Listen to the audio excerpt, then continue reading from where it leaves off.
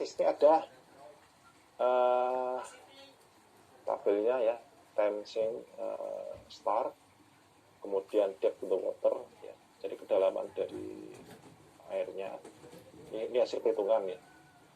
Nah kemudian ini ada head in well inisial ya. Head in well inisial. Kemudian sudah head ratio. Ya, ratio. Head inisial ini apa? Ini kedalaman ya, kedalaman dari air yang kita masukkan. Nah ini dari awalnya ya, awalnya. Kemudian H per H0 ini bagian ya. H0-nya apa? H0-nya nih,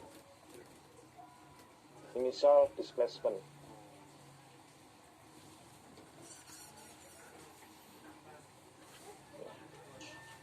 Kemudian setelah ketemu ini kemudian kita plotting. Ini H0, ini time, sama.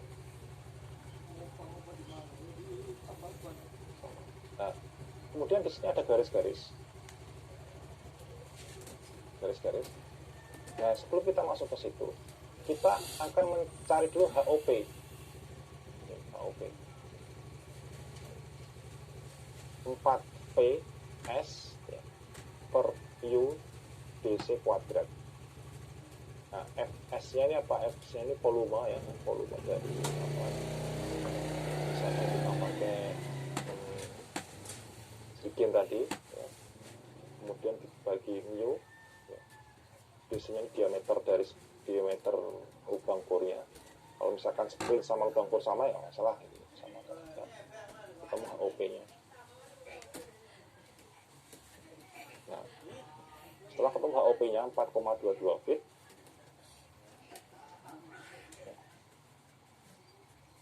kemudian kita plotting ini ya. Kondisi ini pada 0 garis ini. Ini 0,37. Ini kan 0,1 ya. 0,2, 0,3. Nah, garis ini. Kenapa 0,7? Nah, ini model untuk Haposet ya, Haposet dengan acuan pakai fit. Ini rumus baku ya, rumus baku. Kemudian kita cari perpotongannya. Nah, ini nanti ada T di sini. Ya. Ini masuk ke T sini. Masuk ke T ini. 19,6. DC-nya ini diameternya ya. Kemudian LE itu ini panjang screennya. Kemudian T0-nya ini yang ini 19,6 tadi. D besar ini diameter dari D besar ya. Diameter dari casing ya.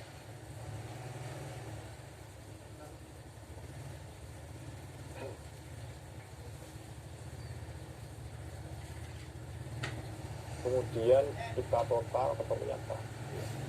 Diameter of triple stack open bore di casing, length of bell screen, kemudian kita geometric factor. Nah, geometric factor ini satu. Kenapa? Jarang kita ya kalau untuk analisis harus banyak ini apa faktor kondisional yang banyak diambil data-datanya. Tapi kita ambilkan saja ini satu. Volume selaknya ini yang 20, misalkan kita pakai volume dari apa? Dari Jigen. Ya. Kemudian ini satu spesimen.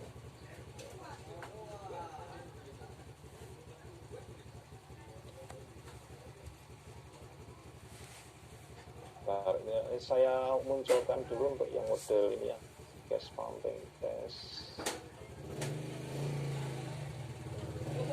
yang model slug test.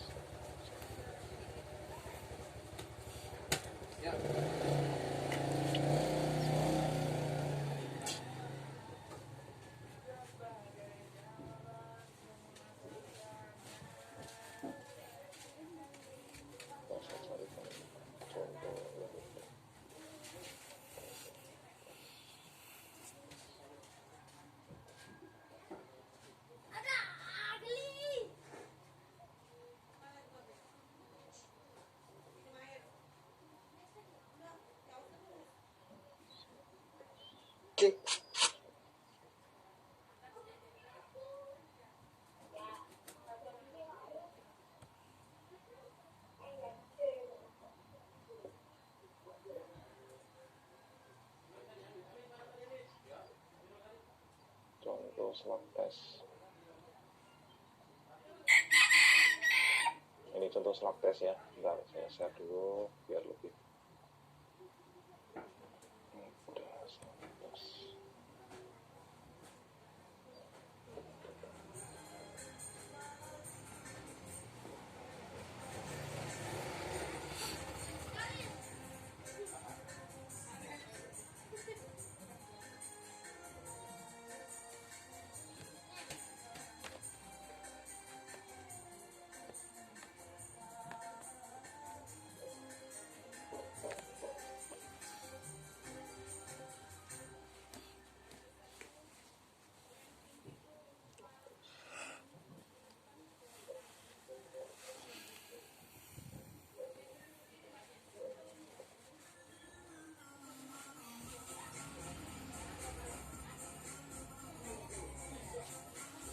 Nah, ini contohnya. Kelihatan ya?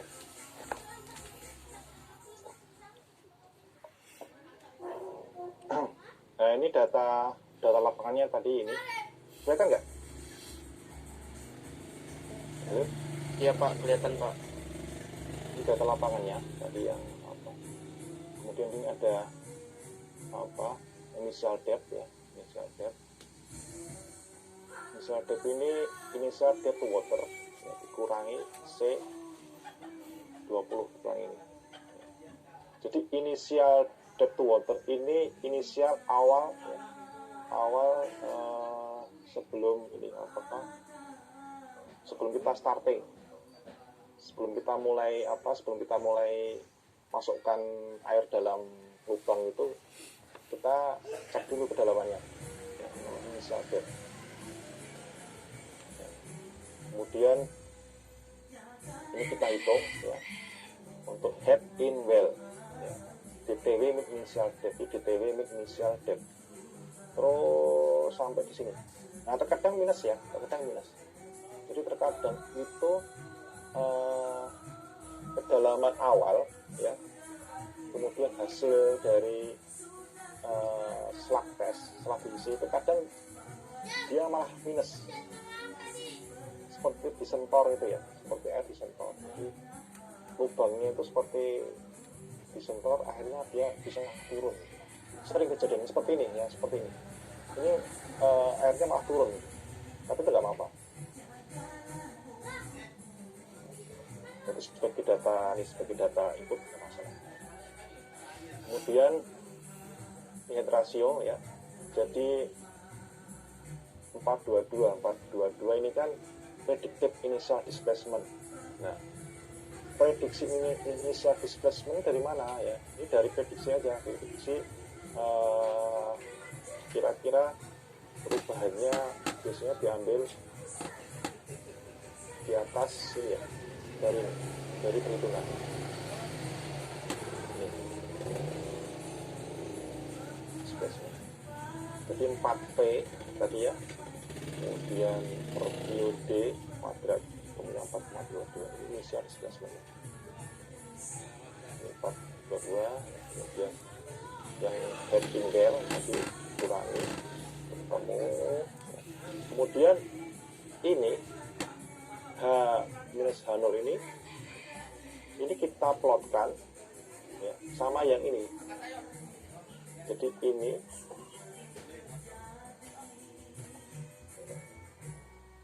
sama ini kita plotkan.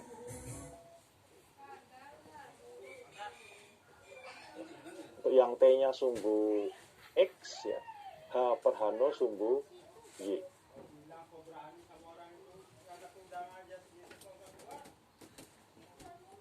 Bisa saya ulang lagi ya, tolong perhatikan.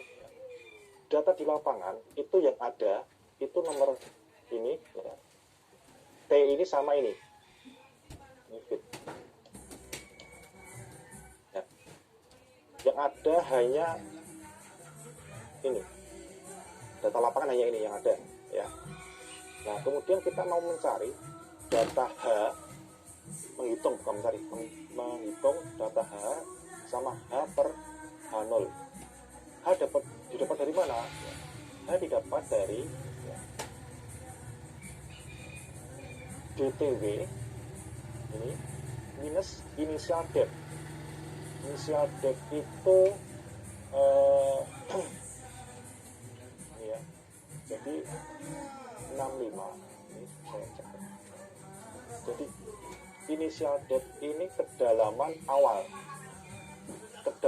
awal sebelum kita isi. Jadi dari hasil lapangan ini yang 60,99 ini inisial depth tadi, kedalaman awal sebelum kita isi dikurangi dengan kedalaman setelah kita isi, terus sampai terakhir. Minus gak apa-apa, minus kita masuk aja. Sampai di sini paham, mencari H.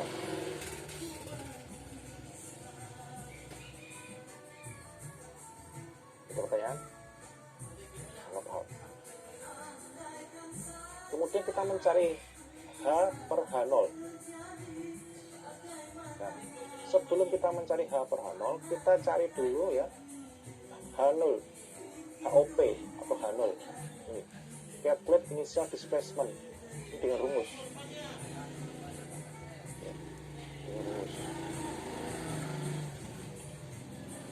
P per D kuadrat.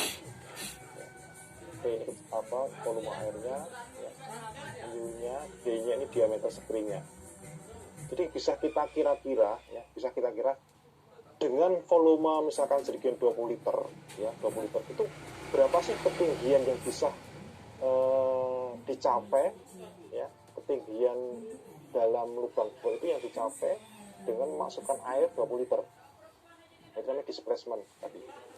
Initial displacement calculated. Jadi ketinggian hasil perhitungan dari suatu lubang bor akibat pengisian volume air. Nah, kemudian kita bagi aja ini ya. Jadi yang ini kita bagi dengan tadi 4,22 kan hasilnya. Terus sampai bawah. Nah, T-nya per H0 ini sebagai input data untuk ini grafik ini.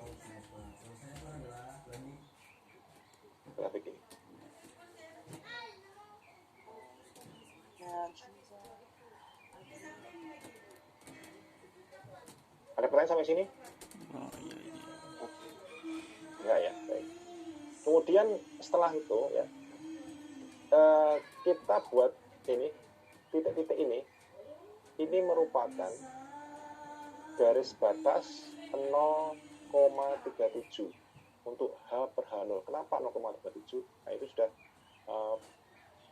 patokan pencirian atau standar baku untuk slug test untuk metode Poset. 0,37. Kemudian kita bergaris ya. Nah kemudian perpotongannya ini antara garis hasil kita tabel kita, kemudian ketemu di sini 19,6. Nah baru kita masukkan ke rumus K sama dengan ini ya, ketemunya nilai K-nya 1,45 10 pangkat nih 10.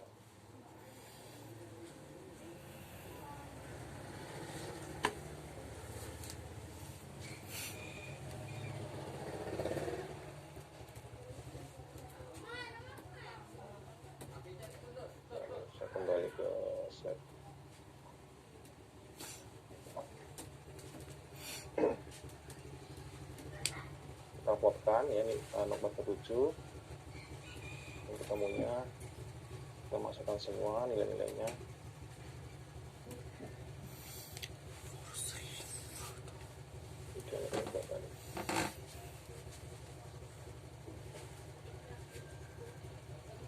Bukan nomor 7 ini bukan ini jawabannya.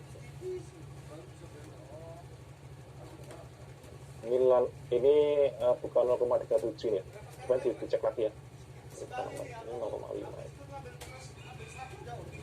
Nah ini kemudian untuk yang Bowen and Rice analysis ini sama ya, rumusnya sama, bukan rumusnya, caranya sama, tinggal kita masukkan ke ini, ke rumusnya berbeda ya, tapi untuk datanya sama ya.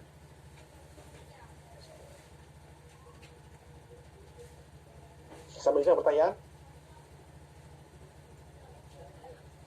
Masih bingung ya? Nanti silahkan dibaca-baca aja untuk slide-nya ya. Rebu depan kita ulas lagi ya, ya. Karena kelihatannya kalian ini ya, mungkin belum fokus ya. Silahkan dibaca-baca dulu ya. Kemudian nanti akan saya upload lagi, mungkin ada beberapa contoh ya, seperti yang tadi saya silahkan dipelajari. Kemudian Rabu depan kita ulas lagi. Kenapa saya tekankan ini ya? Kenapa? Karena di lapangan itu sering sekali kendala-kendala nilai-nilai K ini tidak ada ya. Makanya harus dicari di lapangan. Misalnya nanti kalian misalkan tertarik dengan penelitian mengenai hidrogeologi, misalkan daerah tambang ya, nilai K itu harus ada. Makanya metode-metode yang dari yang susah ya, seperti yang pumping test ya, kemudian yang selak test, nanti ada juga untuk yang parameter test. Parameter test itu untuk data-data lab, uji lab. Namun kelemahannya kalau parameter test itu datanya itu ini terkendala data sampelnya. Kalau model parameter test ya, ini saya sedikit ini aja berikan video ini, mungkin bisa sebagai ini, saya kasih video sebentar ya, ini untuk parameter test.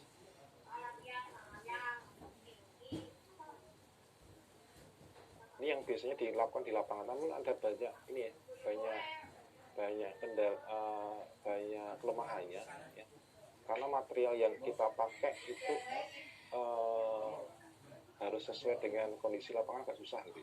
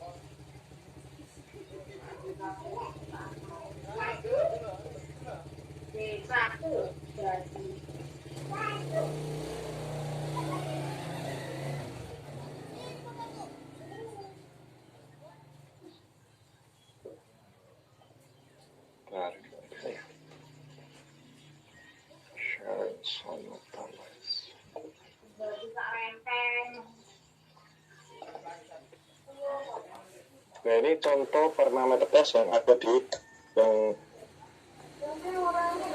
reservoir connected with the hoses that have an outlet into the tank, an inlet to a nearby water source, and several outlet availability supporting availability testing. We will also be needing a very clean coarse grain aggregate. We will need a thermometer, a stopwatch, a 250 milliliter graduated. sebelumnya saya cek kelihatan gambar video ada ya?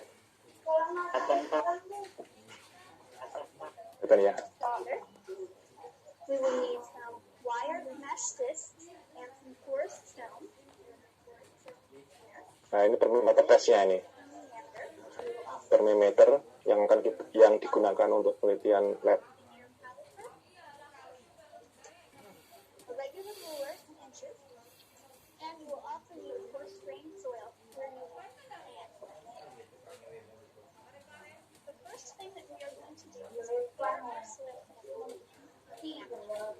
In order to do this, we need to know how much soil to put in the amateur. But first, we are going to ensure that we have porous stone in the bottom, which you can see that there is, and we're next going to place a wire mesh disc into the bottom. The wire mesh disc simply keeps any soil particles from escaping into the bottom of the permeameter. Before you place the soil in the permeameter, you need to weigh the soil in the source container. Make sure that your scale is tare. Take the measurement. Record. You will then place the soil in the permeameter as required. After you place the soil in the permeameter, you will weigh the source container again. Record that weight and the difference between the two.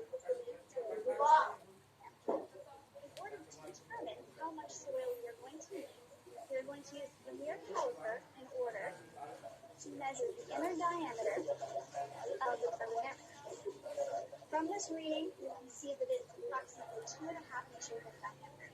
According to the ASTM regulations, the amount of soil needed from inlet point to the top of the sample to reflect the inner diameter of the permeameter.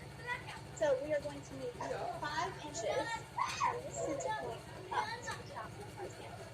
In order to place the permeameter, I'm going to need another pair of hands. So my assistant Betty is going to aid me by holding the ruler while I place the sand in the top.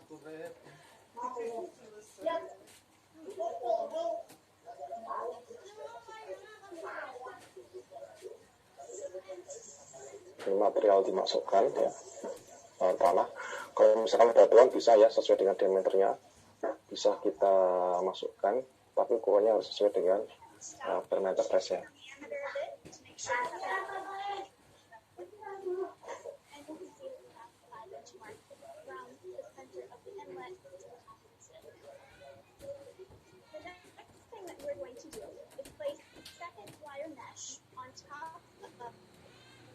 Soil sample again to keep it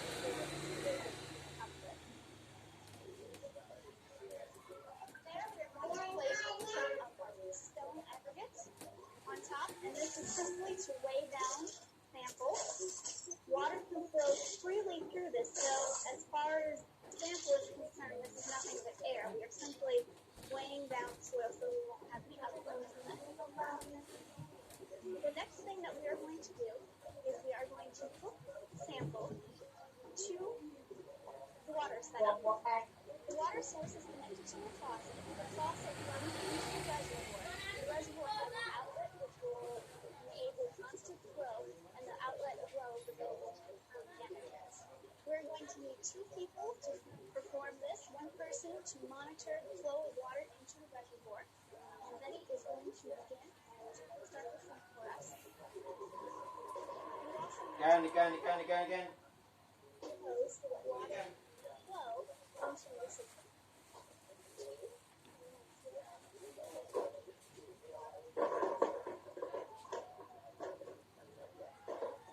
And we're waiting for equilibrium to match.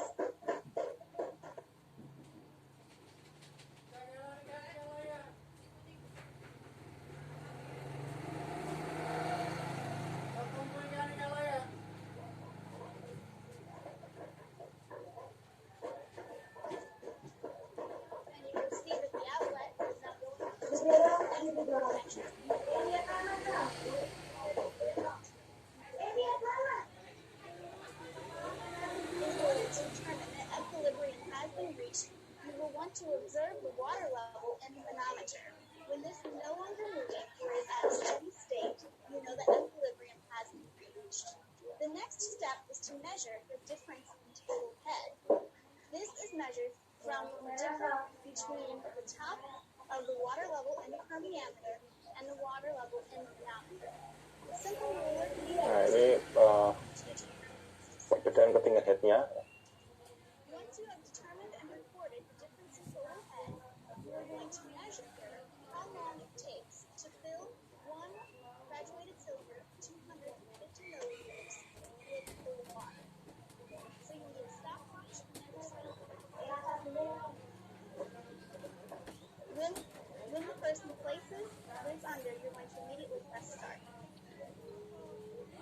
Nah, ini diukur penurunannya plus waktunya, headnya berkurang berapa sama waktu penurunan.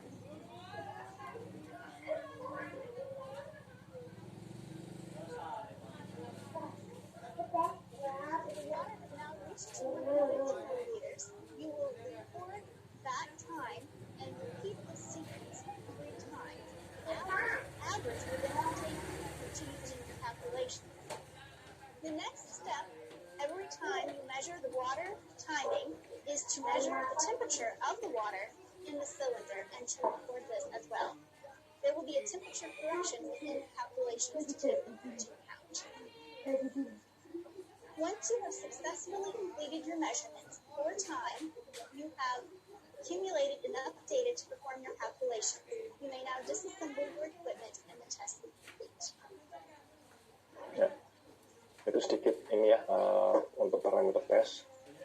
Jadi kalau parameter tes memang sering dipakai di uji lab. Sedangkan kita punya data batuan gitu ya. Kalau kita kirim, biasanya yang parameter tes itu yang ada di Tekmira itu punya ya, Tekmira Bandung, misalkan kita uji bisa. Namun sebetulnya kalau misalkan dulu ya tahun 2018 itu ada yang jual ya di Bukalapak itu ada jual murah. Namun terkadang kelemahannya parameter tes itu kan dominasi untuk tanah ya. Kalau untuk batuan memang agak kerepotan, kenapa harus sesuai dengan diameter tadi parameter tesnya. Nah nanti minggu depan ya akan saya lebih jelas terangkan mengenai slug test yang tadi saya mungkin akan silakan pelajari dulu untuk grafiknya, kemudian nanti ada parameter test, kemudian nanti ada falling head juga.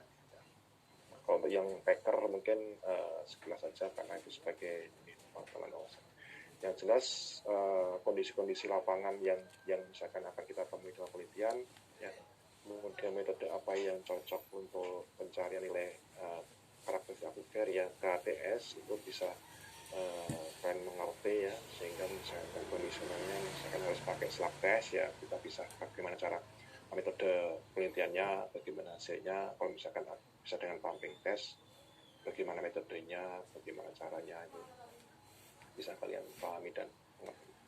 Sebelum saya tutup, ada pertanyaan?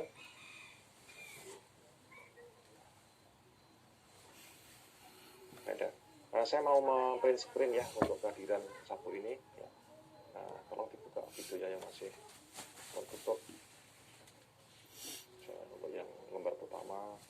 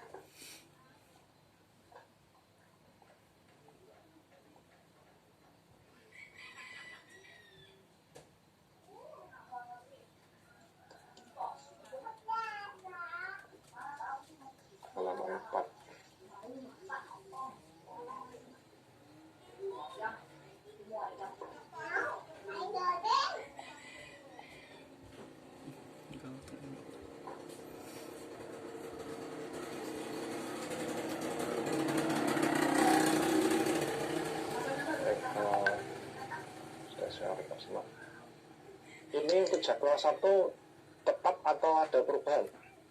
Misalkan hari lain efektif hari kerja.